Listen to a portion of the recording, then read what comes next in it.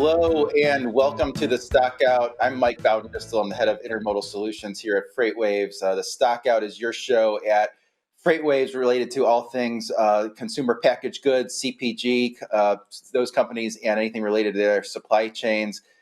So today we're going to be focusing on expanding CPG sales on Amazon. So I know a lot of CPG companies are going to be interested in that. So I'll be interviewing Chris Moe. He's the co-founder of Cartograph. That's a company that helps brands grow on Amazon and Instacart, do that in a number of different ways, do a lot of work with food companies and organic companies. So we'll learn a lot more about that. And I'll also give a rundown of the biggest CPG supply chain headlines. But before I do that, a word from today's sponsor is RJW Logistics Group.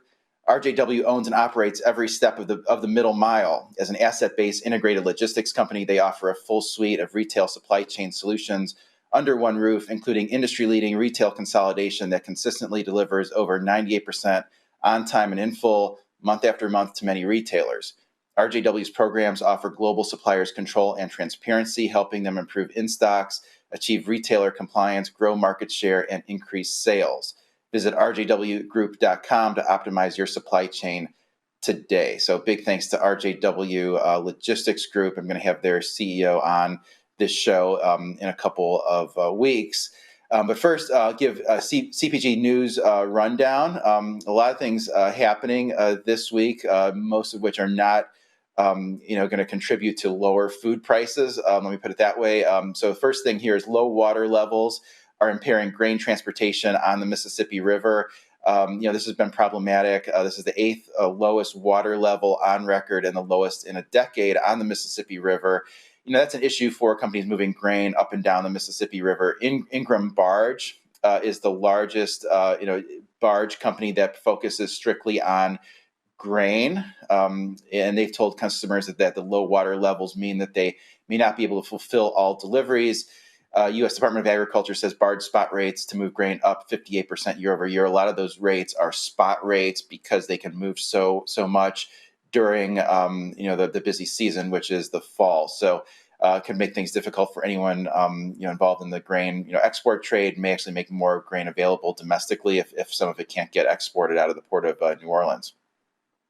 Second news item here is egg prices hit a fresh high. I think most people are focused on how much these ingredients have been rising, but egg prices rising more than any other food item, sort of year over year. It's about 200% higher than they would typically be.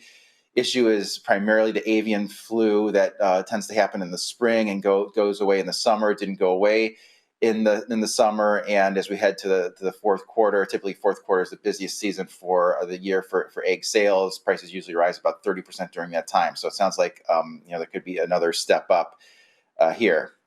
As far as potatoes go, Lamb Weston, which is the big supplier of frozen potatoes and other vegetable products, this week said that this year's potato crop will be near the low end of its historical averages. The reason, similar to the barge situation, is the drought. Makes it difficult to grow potatoes. They said the quality of the crop is solid, but the company had to purchase potatoes outside of its normal supply network.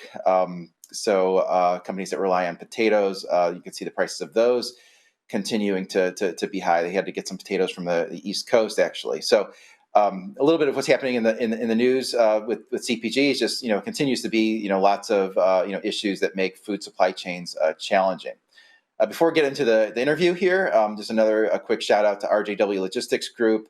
Are you assessing the advantages of prepaid versus collect freight management for delivery into retail? RJW's retail consolidation program consistently achieves over 98% on time and in full to ensure stronger shelf presence, increased in-stocks, retailer compliance, and overall retail supply chain improvement. Visit rjw.com to speak with a retail logistics expert about the advantages of RJW's program and to make the best decisions for your business. We dove into that issue a few weeks ago on the show. So big thanks to RJW Logistics Group. And with that, would like to bring on today's guest. I'll give a little bit of an introduction. Our guest today is Chris Moe. He's the co-founder of Cartograph. That's a company that helps CPG companies and other companies that want to sell via e-commerce expand their presence online, grow effectively online through Amazon, Instacart, et cetera. Some of the clients include Magic Spoon, Lemon Perfect, Pop Chips, Kin Euphorics. Chris, thank you for joining me. Yeah, thanks for having me. Really excited for us to chat.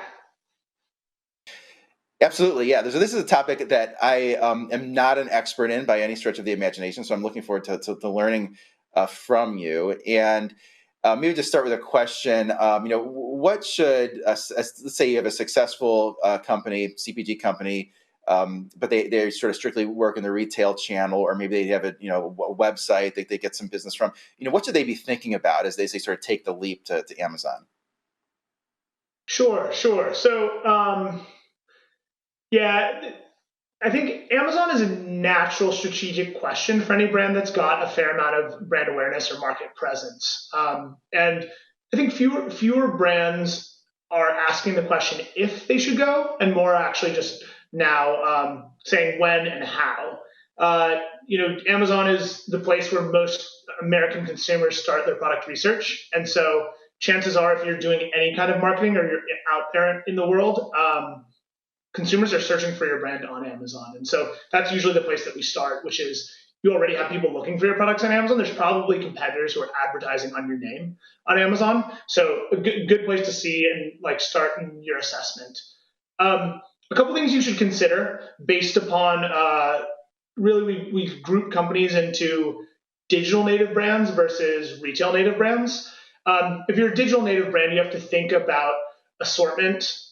How can you offer something that probably will have prime shipping and free shipping that doesn't conflict with your offers on your D2C site? Usually it's not that hard because your product's already made for D2C, but sometimes there's a little bit of decisions to be made if you have a minimum free shipping threshold. Then for retail brands, the question's often a bit bigger, which is what should we sell? What can we sell profitably? How can we price it competitively? And then what can we do to make sure we don't run into either pricing or third-party reseller arbitrage from channel conflict?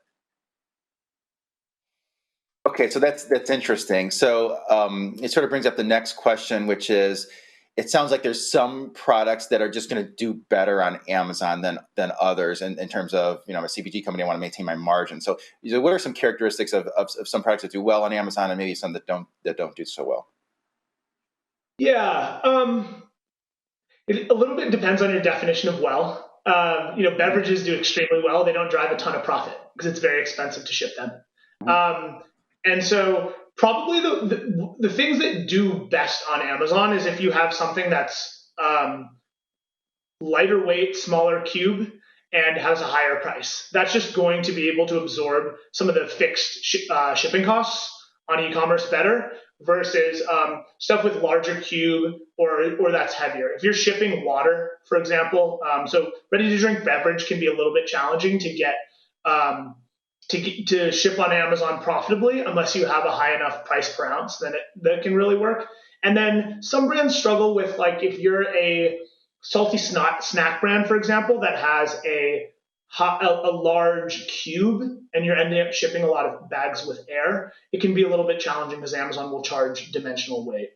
But moreover, which brands will be high demand on Amazon is it's brands that really identify with terms that consumers are looking for on the platform, terms that are trendy, stuff that has done well in past years. Things like keto have done really well on Amazon because a lot of people are looking for products related to that, and now things like fiber are trending on Amazon. Yeah, so that's interesting. So it sounds like, maybe people don't do all their grocery shopping on Amazon, but it's like they want to supplement that by, looking at seeing what's available. And if you're interested in, I don't know, keto protein bars or something like that, you go and do research on Amazon. If you're not there, the consumer doesn't know you exist. It's hard to buy something if you don't know it exists. So you really need to be there, sort of highly profitable or not, and then you help the people be more profitable.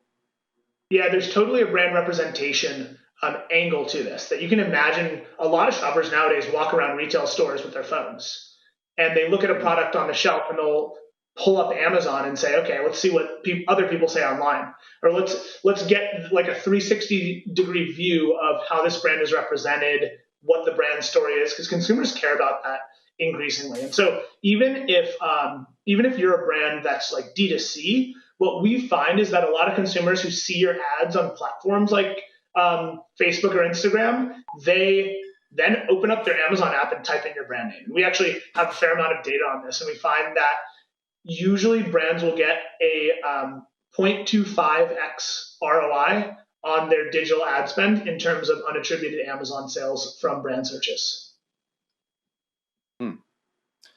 Yeah, that's interesting. So it brings up another question that I think has been sort of topic of an hour here that we talked about a lot on FreightWaves is inventory, where a lot of retail inventory is at a high level. I mean, if I'm a CPG company and I'm saying, okay, I've made the decision, I have to be on Amazon. Is it problematic because you need to have more inventory in more places that's close to the consumer, and Amazon promises next day, same day delivery?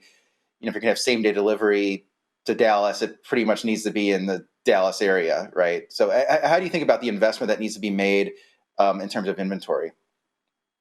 Sure. So, any retailer requires you to allocate a separate inventory pool. So that includes, wholesale retailers and so forth.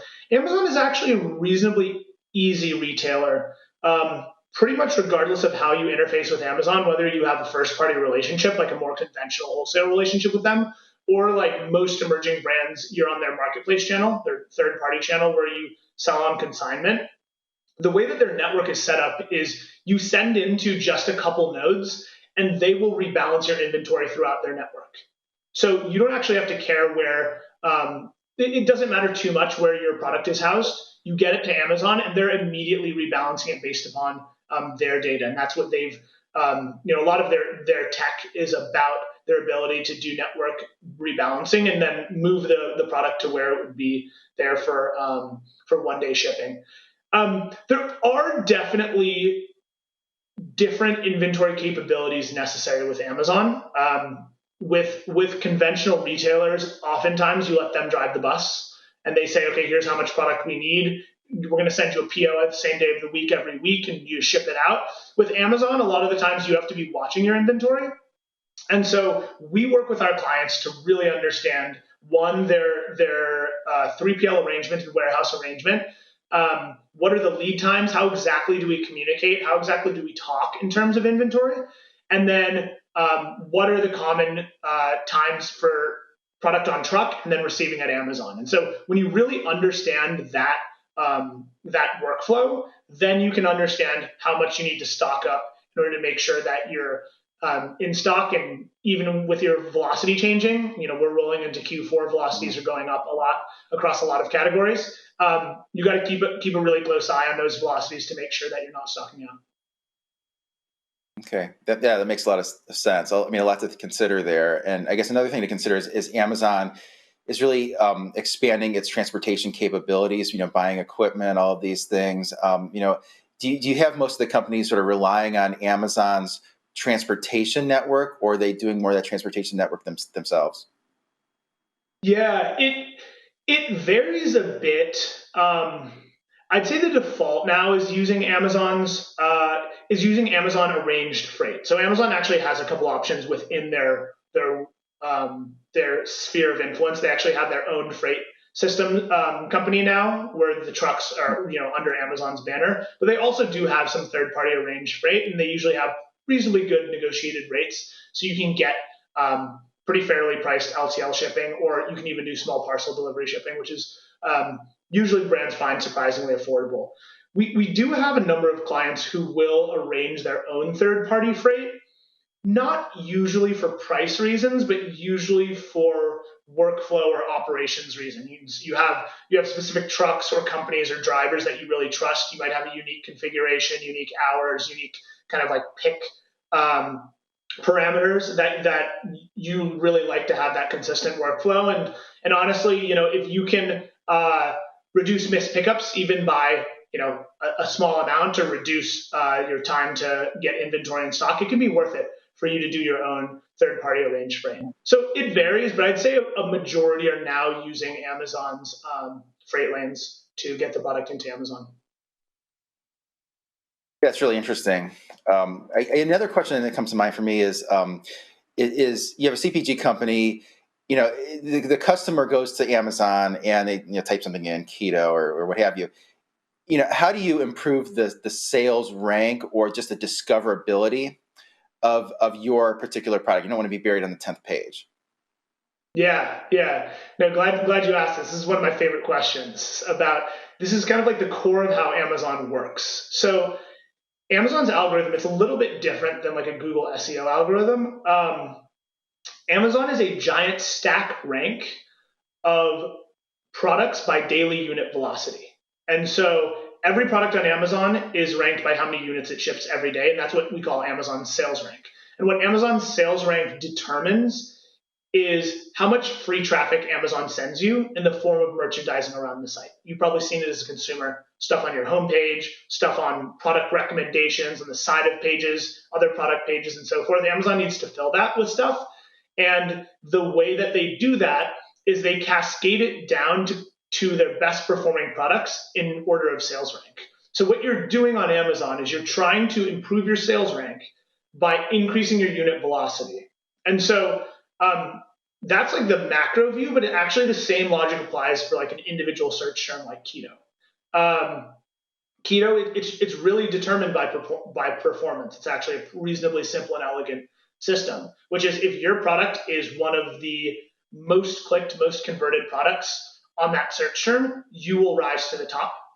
And so what ads do, what ads function as, is they're your way of buying your way to the top. You get visibility paid on top, and if you convert on that, your organic rank also starts to get up closer to the top. So your ads are basically your way of you're trying to buy units to get your sales rank up, both in a total sense and on an individual search term sense. And then that eventually results in more visibility and more organic traffic. Yeah, it's really interesting. So there's a lot of it seems like there's different strategies you could take, different approaches you could take. You could try to buy your way to the top for a period of time, see if that helps, then maybe back off from that advertising. I mean, I think it's all about just like social media sites, right? It's all about sort of knowing the algorithm and kind of playing the game to work within that system. Yeah, the strategy of years ago was very search oriented, which was like, okay, we need to get to the top of this search rank. And what we've found is that's actually less important, or it's decreased in importance as time has worn on. Not only are searches are a lot more competitive, and ads on big search terms can be very expensive, but a lot more conversions are actually coming on product pages or other merchandising around the site. Amazon now has pretty robust audience-based targeting in like their version of a DSP. And so what we try to do is test across all the different platforms and find out which one works best for your brand. Because ultimately, you're trying to get the cheapest ad that gets you those units and gets you to the top. Okay, so how does an audience-based work? I mean, does that mean because I'm a runner and I buy other running products, that's going to put me in terms of sell me products that are designed for that same demographic, or how does that work? Yeah, that's exactly right. So Amazon's DSP, it's actually pretty powerful. You can pick any product on Amazon. Every product on Amazon has what they call an ASIN, which is their unique identifier for products. So you can pick any ASIN on Amazon and say, I want to target every consumer who has bought this product in a specific time frame, or every consumer that has looked at this product in a specific time frame. And you can imagine, you can construct all kinds of audiences. You could say, I'm going to get all of the running shoes. You can choose the specific types or classes or price ranges. You can choose other running gear, like running watches. You can be pretty creative in how you structure the audiences. So it's a cool place where you can really test how to do acquisition. What I'll say is that audience-based targeting right now tends to be a little bit more expensive than some of the conventional search and product-based page targeting. But if you really know exactly what your customer is, for example, if you're a brand that has, one, for example, an incumbent brand that you can take customers from very easily, then audience-based targeting is a really powerful way to do it. Because what happens is rather than the ads just appearing on their pages, the ads then follow them around the internet. That's when you start to see Amazon ads even off Amazon suggesting a product based upon some of your shopping behavior. Yeah, it's all great insight. One thing that comes to mind is, on your website, you have a number of white papers. Seem to have this share of the passion that FreightWaves has for writing lots of white papers. But so you mentioned some interesting things about packaging sizes that work well on Amazon. You also have some interesting comments on pricing strategy that works well on Amazon. Maybe that contrasts a little bit to the retail channel. Would you mind walking through some of those things? Yeah, sure. So Amazon's pricing, they use or Amazon's shipping cost pricing, they use it's a stepped model based upon weight and cube. And so naturally with any pricing structure that has steps to it, it means that there's opportunities to optimize. You want to try to find corners in the curve that end up with a lower effective cost per price item. So a few things that really matter on Amazon. So for FBA fees, Amazon really optimizes to what they call a standard, a large standard size. And this is the size of package that fits in all of Amazon's fulfillment centers. If you're bigger than this, you actually get routed to a different network, which introduces cost, decreases speed within the network, and just makes it a lot harder for you to sustain a business. And so the attributes to be within this, within large standard, is you need to have a box that is less than 18 by 14 by 8 inches, longest, middle, shortest side. And then it also needs to be less than 20 pounds gross weight, including all packaging weight. So that's kind of like the ceiling that you really want to make sure that you're not packing larger than. It can be a little bit challenging with beverage companies sometimes. Like 24 cans gets you reasonably close to 20 pounds, and so you have to be really careful on how you pack it. Some other attributes. The sweet spot of Amazon tends to be around 10 to 14 ounces is where you get the lowest possible FBA fees. One thing to note is that Amazon does a grader of weight and cube. So they have a dimensional weight calculation, which is length times width times height divided by 139 rounded up to the nearest pound. And so if you run the numbers and see that your product weight is actually being driven by your dimensions, there's an opportunity to rethink how your package is being packaged.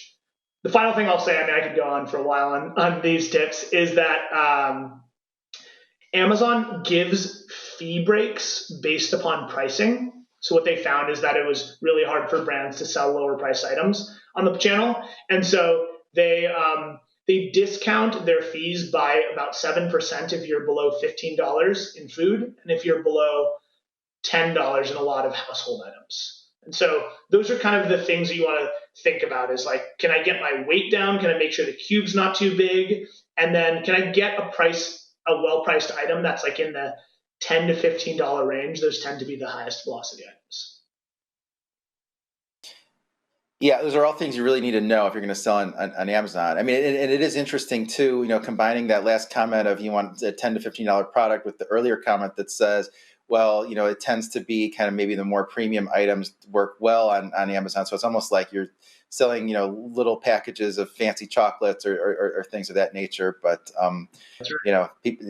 yeah, so all very interesting things. What can you tell us about this is that a golden ice cream cone behind you? Was that a gift from a customer? Or? No, this is actually something I brought. I'll try to bring it into the screen. This is a giant golden ice cream cone I brought from New York. I'm based in Austin, Texas now, but I lived in New York, and just picked it off the street serendipitously. There's trash on the streets in New York, but every one man's trash is another man's giant golden ice cream cone. And I think it was part of a retail fit out for a store. They just put it on the curb, and I don't know if it was trash, but now it lives here in my Zoom background. Must have been an ice cream company that went out of business. Yeah. Yeah, hopefully they're doing okay now. Hopefully they're doing good. Well, great. Well, this is a lot of fun. Yeah, I could go on and on, but I encourage everyone to read your white papers, get in touch with you. How can people get in touch with you? Sure. So you can either go to our website, which is gocartograph.com, or and there's a contact form. You can also just reach out to myself or the team on LinkedIn. We post regular insights on Amazon. We have a knowledge function where we try to consolidate our best findings every week on Amazon and share them with the market.